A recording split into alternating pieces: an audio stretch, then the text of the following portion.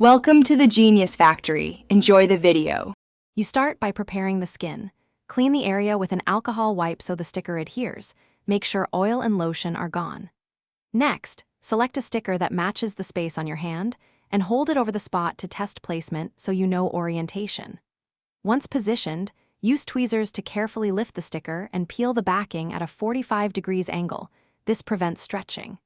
Make sure the adhesive side stays flat and avoid touching it with your fingers.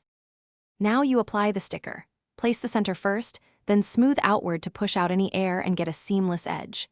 If it's a water transfer style, dampen the back with a wet sponge for the recommended 10-20 seconds and press firmly. If it's adhesive, activate by rubbing with a clean finger. Once set, continue pressing along the edges for 20-30 seconds to secure. Make sure the pattern lies flat with no wrinkles before moving on. Finish by sealing the design. Apply a thin coat of clear top coat or setting spray and allow it to dry for a few minutes. This prolongs wear and prevents snagging. If any edges start to lift later, press them down and dab a tiny amount of skin-safe adhesive under the edge, then hold until bonded.